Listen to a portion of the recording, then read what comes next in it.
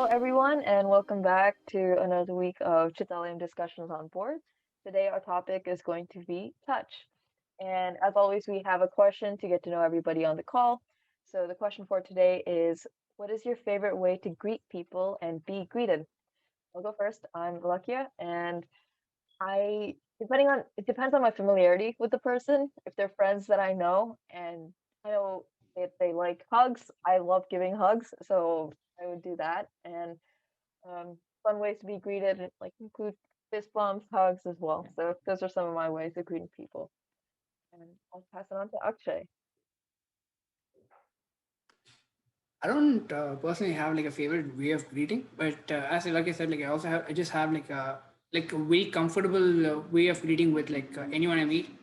Like with some friends, it's just like a fist bump. Some friends we just start walking on the same way, and we just and then we just like talking is like the way that we greet, and it's not really about doing something physically like a fist bump or a high five, something like that. With other people, there are some people that I know, they give great hugs. So they just like come in like this, with their hands open. So I'm like, okay, I exactly know like what they want to do. And with very few people, I actually have like my separate own thing where, like we just do that like some random thing where it's like a predetermined thing that I have with the friend, and if they're cool with that, then we just like, go with that. I'll pass it on to Deepak. Right. So because we're not a super tactile culture in India, I tend to keep my greetings verbal. Depending on who it is, it can range from sir to டே எரும மாடு எப்படிடா இருக்க பார்த்து ரொம்ப நாள் ஆச்சு, which is Tamil for you buffalo. It's been so long since we last met. How are you doing? Informal, love it. Yeah. It also goes well with it also goes well with it. Oh my god, you're still alive. Yeah, I guess that's me left. Hello everyone, my name is Sia. My favorite way of greeting people has to be hugs, hands down. I had to learn the most difficult way that you shouldn't give hugs to people before asking them if they want hugs. So kids, always stop and check first. Always say, hey, are you a hugs person? Are you a handshake person? Are you a namaste person? So COVID has been tough for me, honestly. But now I have just started doing namastes, and I'll just say virtual hug instead of actually giving someone one. And now I've started doing that in person too, where every morning when I see my parents, I'll be like, namaste, virtual hug to you, and to your dog. So that's my favorite way of greeting people, and also to be greeted. So if anyone ever sees me in person, please give me a hug. I love those. All right, that was me. Sia brings up a very good point. The elephant in the room, consent. So, Ilakkiya, what do you have to say about that? Consent is important. So generally speaking, it can be defined as making sure that both people are okay, or whoever's in the situation, they're all okay with what's happening or what's about to happen. You generally get consent beforehand. Um, there's an acronym for it. I'm gonna try and see if I can find it real quick. In the meantime, I've actually known Sia for like 5 years, and I always just go by Namaste. I've never known that she was a hug person. Does that change But the way you'll give her hugs now? I don't know, but anyway, you can continue.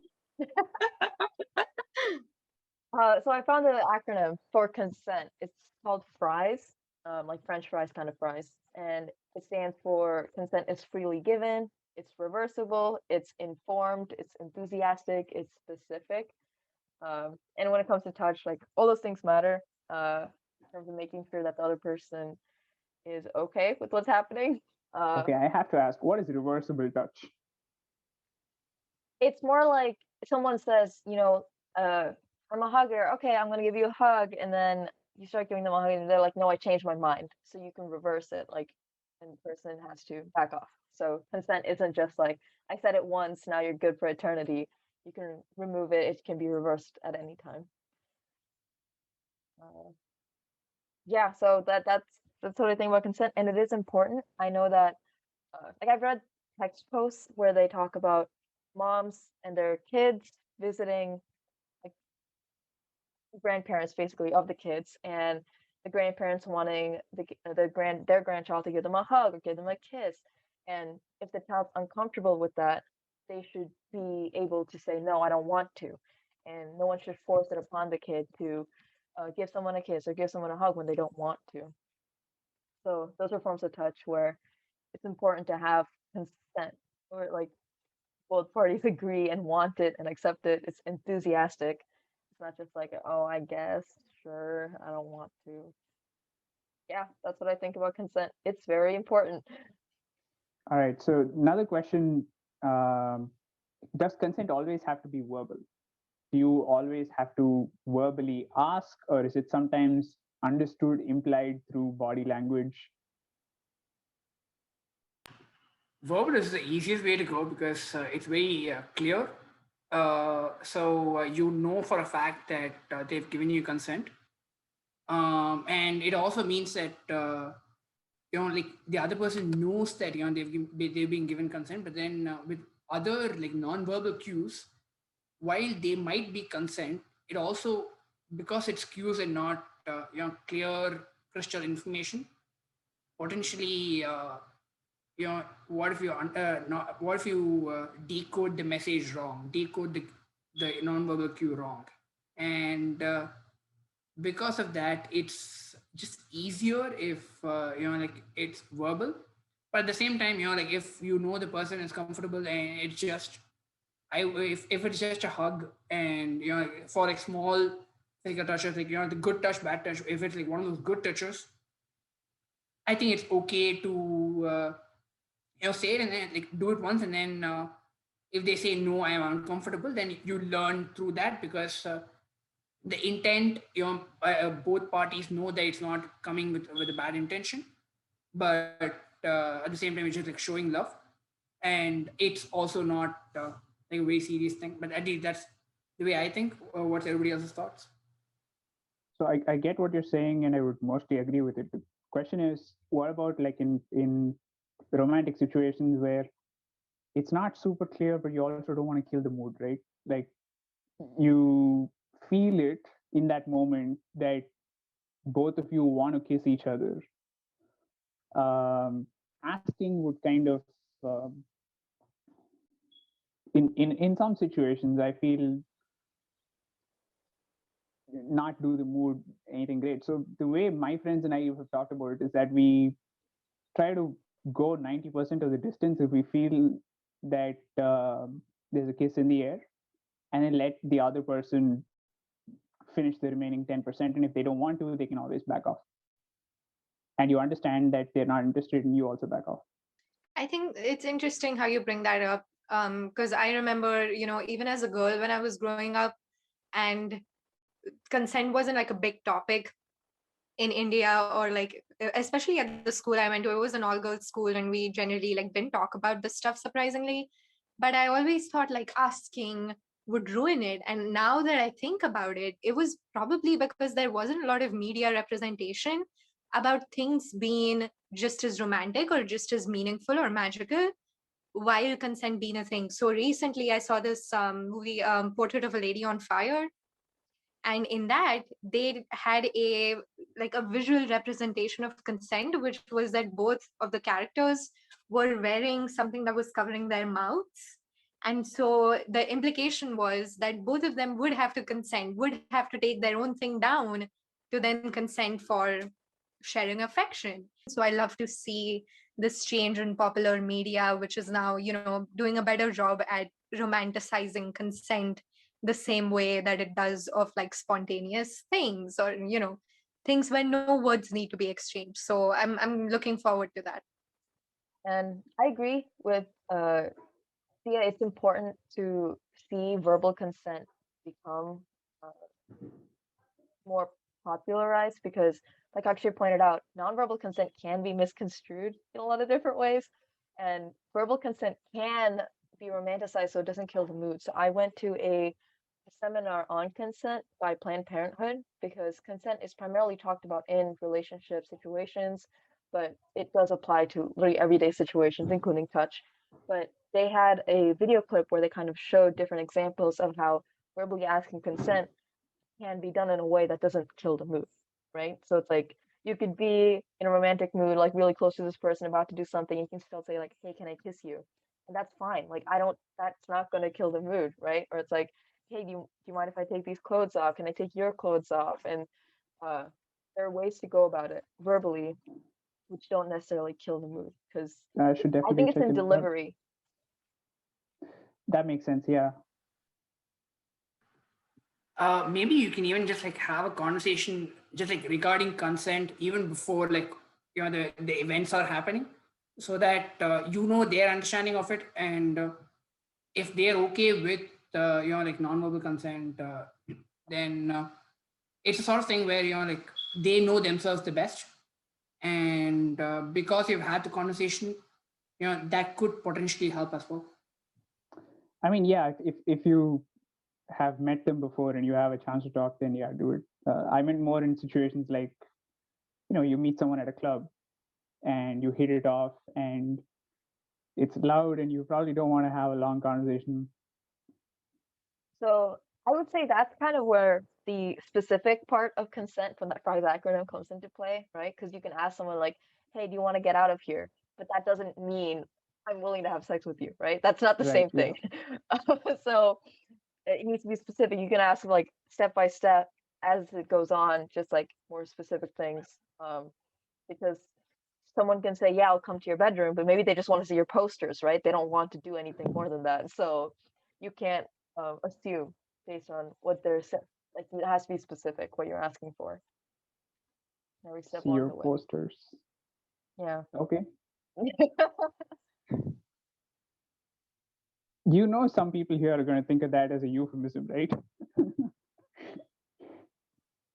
Okay, I don't see it, but sure. I'm talking about physically printed out, laminated pieces of paper that represent your hobbies and interests. Okay, point taken. Yep, that was specific. All right, so I had another question. So, how does touch affect body image and how people perceive themselves? Does does soothing touch make people like how they look more? Does it help them feel better about how they are physically? I would say yes, because when somebody's feeling bad, a lot of people, the way they comfort the person is like giving them a hug, and that's something that's like universally, even if it's not accepted, it's known that it's a thing, and with that we can infer from that hug definitely plays a role.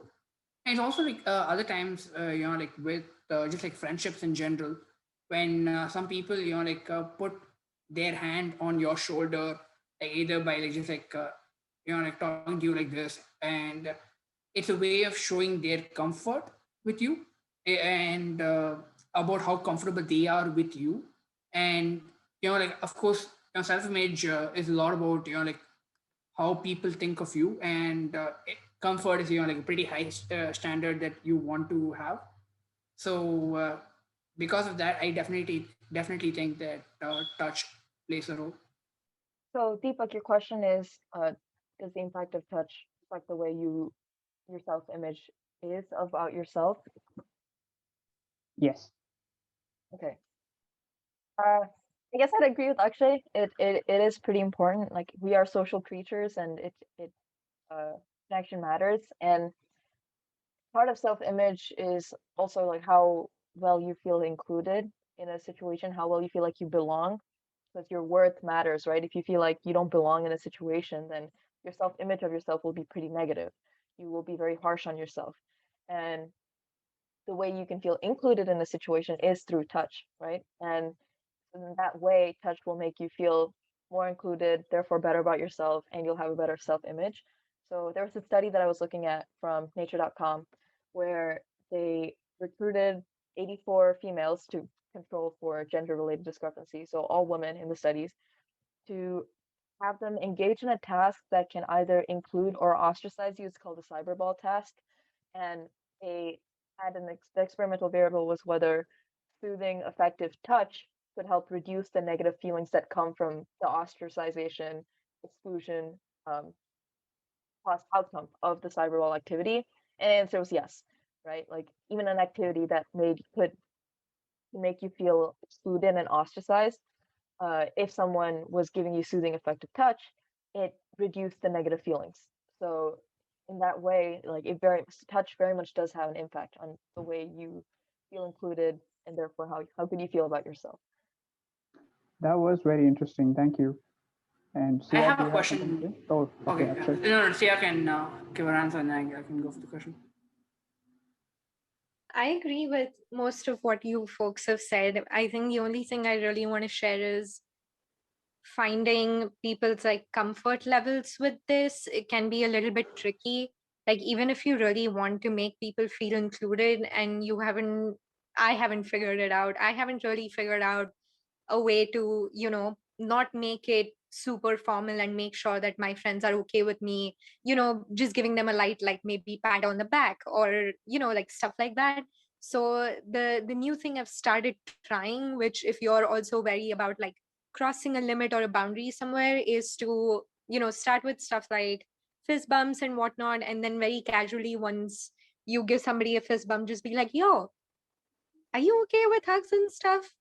Or is that something that I should check in with like every single time? So that could be something that would also help you make people feel included by not only, allowing touch, but also asking them what they want.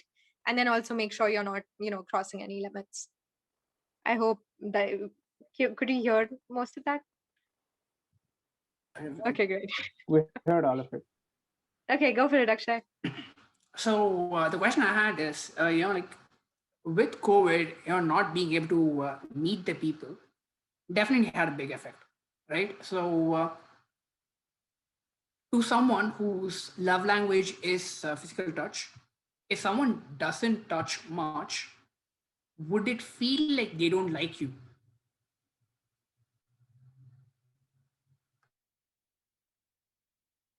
So I think that requires self-awareness, right? In terms of is touch your way of receiving love, or is touch your way of giving love, right? Because if touch is your way of giving love, then the touch you may not get from someone else doesn't necessarily indicate whether you have a good relationship or not. So if touch is your way of receiving love, then I think possibly through experience you'll know how to ask for it in a way. But if COVID makes it difficult, then I guess you got to rely on other forms of social connection, right? Verbal conversations, saying virtual hugs, things like that. That makes sense.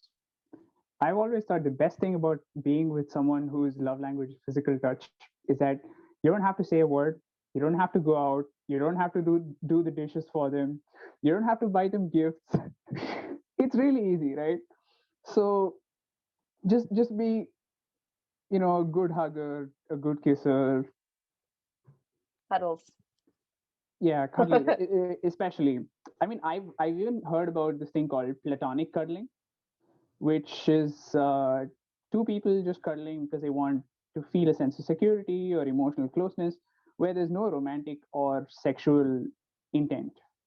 What do you guys think of that? Would you be up in general with someone, one of your friends or something? Would you be up for something like platonic cuddling, or is that something that still feels out of the norm? Oh, I have thoughts on this one. I feel like as a woman, with women, people who identify as women, who are also friends with women, this is almost a given in a lot of my friendships, is that if we're like sitting on the couch or something like that, I feel like that's been pretty common. I just wish it were more acceptable for it to be the same for men as well, because I have a lot of like close guy friends that I view the same as I do my girlfriends, right? But it's just, I feel like there are so many implications to that which are very like heteronormative, that I just wish it were more normalized for people to do that with whoever they wanted to do that with without worrying about any sort of implications. But I guess I also understand where that fear comes from. But yeah, I just wish it were more normalized for all genders. I also know that at least in the America, there's this profession of like a professional hugger. It's like the person gives you comfort, and you know because that is there. I don't think it's like a pretty big thing yet, but with the way the world is moving forward, I think that would definitely have an effect. Ilakkiya? Uh, Many thoughts, good points. So yeah, I have heard about platonic cuddling, and like Sia said, I was about to say it's really common with uh like women who are friends with other women, right? Like if I'm sitting with one of my friends on the couch, she'll be her head on my shoulder, I'll hug her back, like that's normal. And it happens frequently. And even so yes, I think it'd be good if it was less socially criticized if guys did the same with other guys or women did it with guys. And the reason I say that is because when I was in high school in the after school club, there was a guy and a girl who would be doing platonic cuddling, right? Like everyone would ask and they'd say, no, we're just friends. But they would be cuddling a lot in this after school club. And at least then I definitely still had a question or like a stereotype or a query about like why is this happening then? But it's, I think it's very important, and touch is really important for a lot of people. I mean, even at a very young age, to create a mother-child bond, touch is important.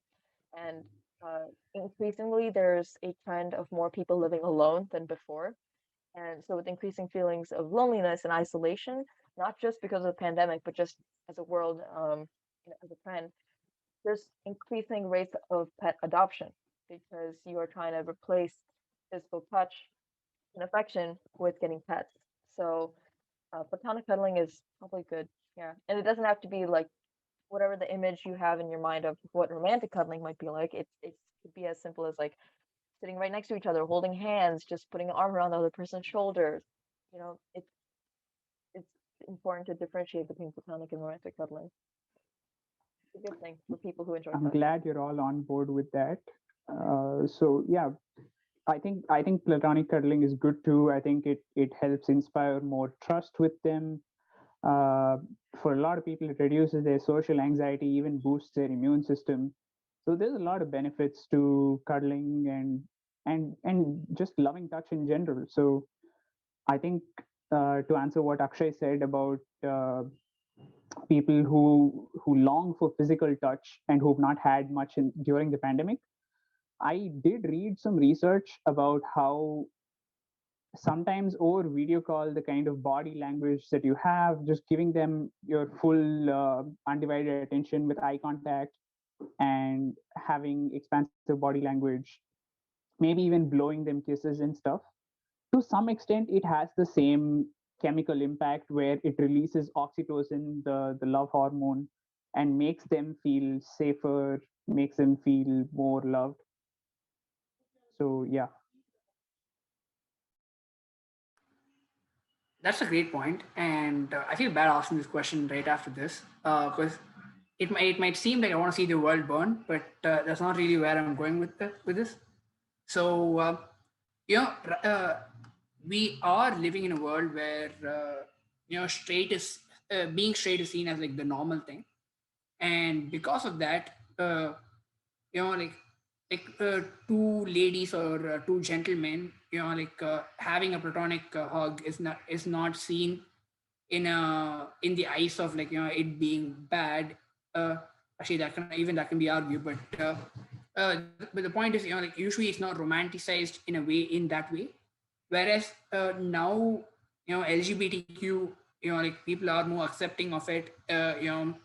With LGBTQ is like lesbian, gay, bisexual, transgender, um, queer, and then there's like a few more things. So with that being the case, do you guys also see a path where with cultures where romanticize what's not saying platonic, like if platonic touch is like not defined as platonic touch, then it can easily be romanticized. And could you guys see it going the other way?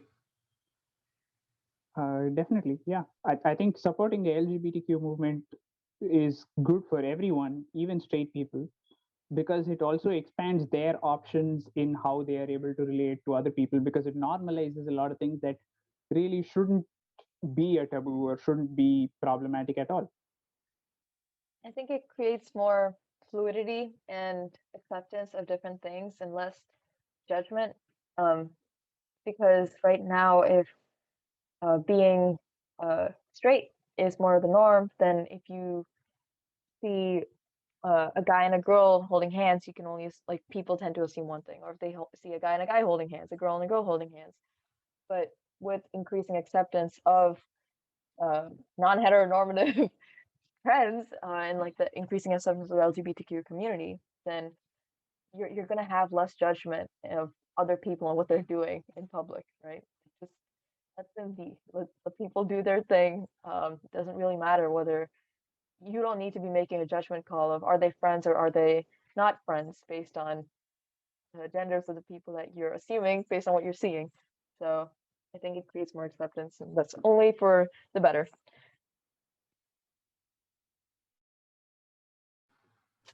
Okay, so yeah. Oh no, go for it, Akshay. No, you can go. Oh my god. I was just gonna say that I agree that I think in some cultures it is normalized. Like in the rural parts of India, you will see a lot of men just walking while holding hands. I know this is the case in even some more like Eastern countries. I can't remember with certainty which one I'm talking about, so I'm gonna leave it at that. But I'm hoping that that also becomes this thing. So it doesn't even have to imply sexuality. It's just people just trying to be themselves and feeling comfortable enough and trusting other people enough to be who they are and get love in the varied ways that they want to get it. Because God knows there's more than one ways to do it. And I wish there was just, as long as it was adults, consenting adults involved, that more of these things would be acceptable and not so shamed that people had to be all hush hush about it and be ashamed about it. Even because I remember like one of my friends telling me about their experiences in an all boys school where if they saw like two dudes hugging, they'd be like, oh my god, what's going on with them? So yeah, here's hoping for a world where men can just show affection and they're not judged for it. So Akshay, wanted to share a bit of personal experience and then you go for your next question. Awesome. So I used to do a lot of Latin dancing, salsa, bachata, kizomba, where it's always partnered, right? So there's one man and one woman who do the dancing, and it's a lot of fun, right? So just once I thought, let me try Eastern style swing dancing. So I went for a class, and I was surprised that the first person who asked me to dance with them was actually a guy. And I'm a straight person, right? So at the time, I was intrigued by it.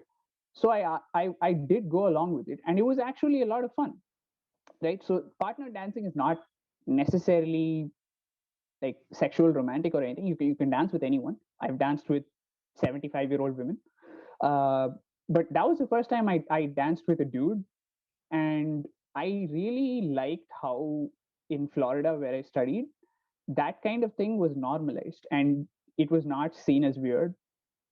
And I would want that kind of culture to spread everywhere.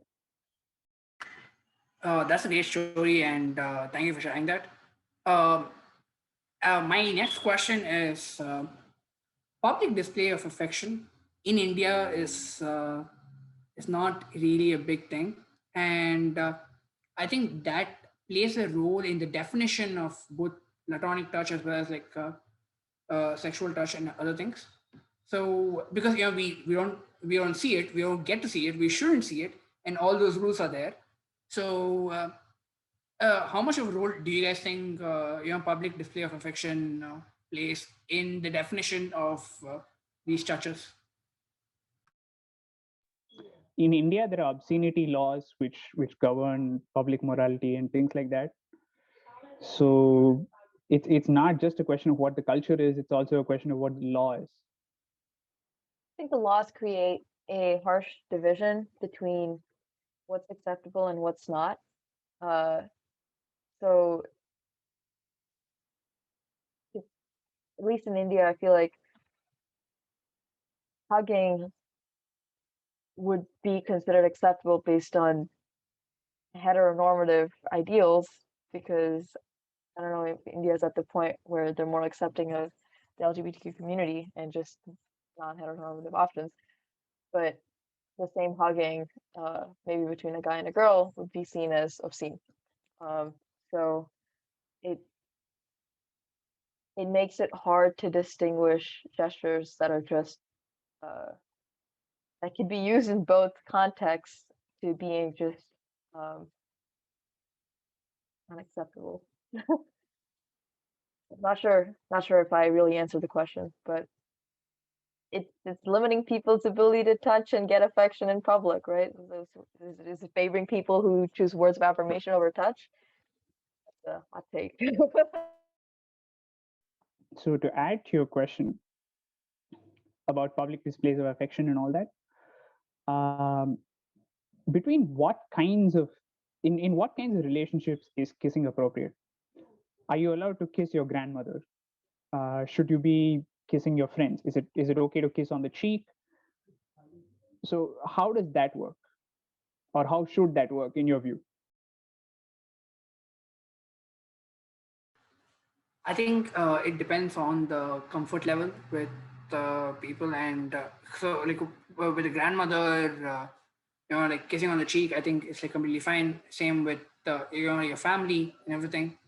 At the same time, like if a friend of mine, like a male friend of mine, if they give me a kiss on the cheek, I would feel weird. I would feel uncomfortable. That could either just be because that's not like a normal. That's I haven't grown up in a culture where that's like the normal thing to do, and it's not that it's making me uncomfortable because of the action, but it's more because of the newness of that action that I'm not used to that happening, and that could be playing a role. So that's the way I see it. I would just say that uh, it. I don't want to say anything that creates more morality boundaries of this is acceptable, but this is not. Uh, for what you do, I'm just gonna go back to the point of consent. If both of you are okay and interested in whatever you're up to, whether it's kissing on the cheek, kissing on the lips, kissing on the side of the cheek, whatever it may be, culture-wise and personal boundary-wise, whatever's okay for both people involved, just go for it. Yeah, yeah, I agree. I think it's what's acceptable to you, what you're comfortable with, because there are so many nuances with intimacy that have a big deal to do with context and your background and your dynamic with the person, that it would be hard for me to give a very general answer. Instead, I want to kind of shift the discussion to how to ask for the kind of love that you appreciate. So say you are somebody who really does like hugs. I think for me as a woman who most people generally perceive to be friendly, it's easy for me to get on a call and be like, the next time you see me, you better give me a hug. I'm not sure that that's the case for everyone. I'm not sure that would be acceptable in all contexts from me either. So, from your experiences, how have you navigated communicating to the people around you what a good way to love you, or how you would appreciate being loved? Historically, I would say I've been profoundly bad at that. I am no good at telling people how I want to be loved. I'm very bad at communicating this. So any tips you guys have, I'm all ears. I'll say maybe, I don't know, I'm kind of guessing here. Do unto others how you'd like them, like treat others how you like to treat how you'd like to be treated. So if generally you can pay attention to the way people interact with you and then try to reciprocate that back for them. Maybe if they give you a lot of affirmative words like "good job, you got this, keep it up, keep going," then maybe they'd appreciate hearing that in return too. And so like that's a way that you can figure it out for other people at least, right? Like are they always asking you like, "Are you a hugger? Would you like a hug right now?" That means they probably would like physical touch in return, as a means of showing affection. So pay attention to what your friends do, and friends or family or anyone in your life, and then you could probably do that back. As far as asking other people how you want to be shown affection, I think it just takes vulnerability in the right moment to kind of like if there's a moment where you like affection, you could say, "Can I get a hug right now?" Right? If that's something you're able to say, at least physical touch, um, depending on the other person, they'll do it. And then now you kind of establish that. So the next time you're ever in that same situation again, they might prompt it without you having to ask them. Uh, that's one way to go about it. A really common thing is like with birthday gifts, right? Uh, you say like, "I don't want you don't buy me gifts. Like I just want to spend a good time with you." That might be an indicator of like quality time rather than gift giving. So I guess pay attention to what people ask for or do to you, at least for helping them. And then for yourself, it's just you have to ask in the right moments, right? You can't just be like eating lunch and be like, "So, next time I'm feeling this way, I'd like you to give me a fist bump." So it's like choose the situation where it's relevant. Any other thoughts on how to ask for affection that you'd like to receive? That was quite comprehensive. Thank you. So one of the other things that I wanted to bring up was that I saw some research that said in France, if two friends meet at a cafe, they touch each other on average 100 times in less than an hour. In Puerto Rico, also the number is similar. In the US, can any of you guess the number? It's in single digits. The number of touches. Oh damn. 3. Close, but it's actually slightly lesser. It's 2. And I would bet if this happened in India, it would be 1 or 0, right? So as a culture, should we be more touchy-feely? Are we a touch-deprived culture?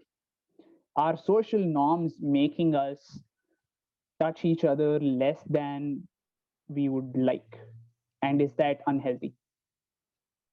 Straightforward. Yes, social norms do reduce the amount of times people touch because in the example spoken about earlier with India, where there's laws governing it, then of course society has pressure on like when and how you can touch people, and therefore reducing the amount of times you do touch people. As for whether it's an unhealthy thing, probably. Now, you make a very good point. So I've read that Alzheimer's patients, if they're touched, it improves their health. At any age, more loving touch is always good. It helps reduce the chances of heart disease. It helps prevent certain cancers, not prevent, but reduce the risks of certain cancers. It helps the immune system build up its capabilities. And for really young children, it's absolutely crucial to have loving touch with their parents, right? So that's what helps them develop control over their emotions. It helps them build a sense of safety and trust. I've read about children in orphanages dying because they've not received enough touch. So yeah, touch is absolutely essential for human beings. It is as much a need as food or water or air. I do think we are a touch deprived country, but at the same time, we also do live with our grandfathers and grandmothers and those sort of things, and usually we do touch them more. And having those relations does play a role in increasing the amount of touches a bit. But at the same time, if it is like 1 or 2 with India, I wouldn't be surprised. A slightly different question, more of a serious note. Is touch considered less a form of harassment than other forms of unwanted touch, right? Different actions. So under the umbrella of sexual harassment, there's a lot of different activities that fall there, right? And of that, like touch is one of them, like unwanted touch in specific areas of the body. Is that considered less evidence or less proof of sexual harassment compared to other activities? And why is touch considered less severe there? Is it because it's a more acceptable form of uh, platonic affection? I mean, I'm the way I'm answering is I'm taking it a bit more broad, which is like harassment and with violence and things like that. Uh, if somebody punches you or kicks you or bullies you physically, physical abuse, those sort of things. Technically, if you have to deem it as like one of the five things, it's a form of touch.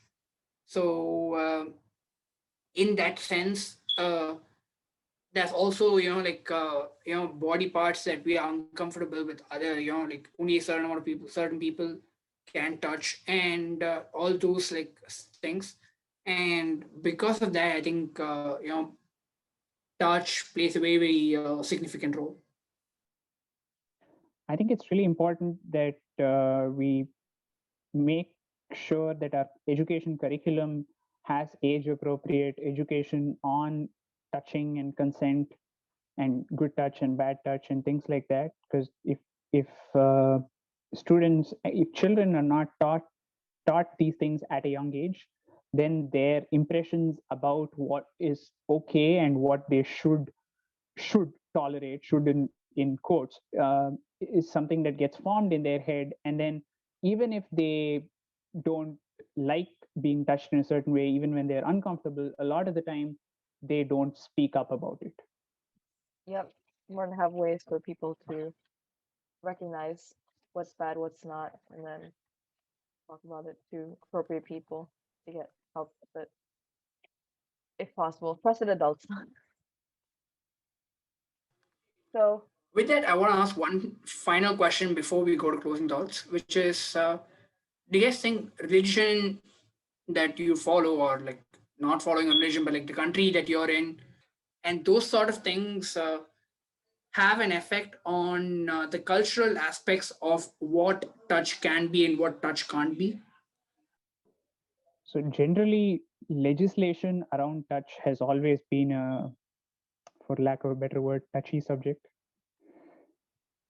It's always complex. There have been across different jurisdictions many rules governing who can touch whom and how, and a lot of that has to do with the social status of the person touching and the social status of the person being touched. And there have also been, in some cultures, rules of purity around who you're not allowed to touch and how that determines status. Uh, so it is debatable to what extent it all of this is legally enforced today. Because I think most countries, the laws have become relatively progressive about these things, but there's still a lot of social sanctioning against certain types of touch or for certain types of touch, which perhaps some of us might consider inappropriate. Having said that, I want to take this moment to point out one anomaly in Indian law that I would like to see changed, which is the marital exception for rape. The rape law, you cannot prosecute someone if they are married to the person who accuses them of rape. I mean, you can prosecute them for domestic violence, but marital rape is not a crime according to the Indian Penal Code, and I think that is one thing that needs to change. Um, so you asked about religion. As far as I'm aware, there is some aspect of religion that governs how people interact with each other. So every religion has a sort of more spiritual component of it, and also a social, legal political component of it, right? For example, in India, the majority religion is Hinduism, where there's the Shrutis, which talk about rituals and philosophy, and then there's the Smritis, which talk about how to govern society, what your responsibilities and roles are, how you interact with others, and so on. So it would be the latter category that deals with things like how to touch someone and what that touch means. I don't know that these things are necessarily legally enforced today. I don't think they are, but I do think that it does have an impact on the culture, and there is still a lot of social opprobrium you would receive if you were to touch someone in a way that society felt was inappropriate, even if you and the person being touched are perfectly fine with it. The best example of this would be kissing in public. I think in at least in festivals, the way that certain ceremonies are run, if they have any religious components to it, those can dictate any sort of touching or interaction that might happen there. Because at least in weddings that I've been to in South India, they have a lot of different customs where different people do different things. You know, washing someone's feet or putting sandalwood paste on their face, whatever it might be. There's different ways of actually like touching people, and that's actually just very much religiously informed compared to a lot of other factors. So I would say it definitely does play a role, similar to the way society determines like what's acceptable and what's not. But it all depends on I guess all the people involved as to who's following it, who's not, who's okay with it, who's not. So I wanted possibly another quick question. How do you think the recovery from social isolation that has been enforced in almost every country throughout this COVID-19 pandemic, how will that change the way people get back to touching others? Even now, there's signs in my college saying no handshaking here because it's a way of spreading germs. So, how do you think people are gonna? What any thoughts on the transition back to social interactions that have touch as a component? I'm going to be a contrarian on this. My example here would be the 1918 to 1920 pandemic, the Spanish flu, after which they had what was called the Roaring Twenties, which significantly loosened social norms, and I would expect something similar to happen now because there's all this pent up demand for people who want to touch but can't, right? So once all this unlocking is done, I would expect something akin to the Summer of Love in 1969 to repeat. There's going to be a lot more touching, a lot more appreciation of other people, uh, a lot more willingness to physically appreciate them, given that they've not been able to see or touch people in so long. Makes sense. Yeah, I think it'll be like both extremes will definitely be there, where some people they need to get back into that comfort level. So it would take them some time, and then there will also be other people who are just like they haven't been able to do this for such a long time. It's like they're finally like outside the prison that they built. They've been like roaming in. So there will definitely be like both extremes. The thing that matters more is the people in the middle, like which side they'll be on, and with that I think it's sort of like with Deepak's answer, where I think that there'll be a bit more deprived people than people thinking like more logically with what if there's another variant. Yeah, people don't have a tendency to think logically most of the time. I think with that we can move on to closing thoughts. Everybody, please share your closing thoughts on today's discussion. Okay, I want to share my closing thought here for the world to know. I realized very recently that Ilakkiya's name is actually pronounced Ilakkiya, and Akshay has been lying to me this whole time. I'm just horrified that I've been misled in this way, and I'm sorry for mispronouncing your name this whole time. So that's my closing thought. All What right, do you I have to say about appreciate. that, Akshay? at least if even though I've sort of gotten used to the wrong pronunciation, I'm glad that I was able to change you to use the right one now. Taking the high road. My closing thoughts, I guess about touch is consent matters. Even like some social situations can make things acceptable, like handshakes are generally an okay form of touch, but anything more than that requires probably a question and answer of is this okay, is this not? And make sure to find ways. It's possible to ask for consent in ways that doesn't kill the mood, or like it's easily integrated into conversations. And hugs are awesome. Get hugs, give hugs.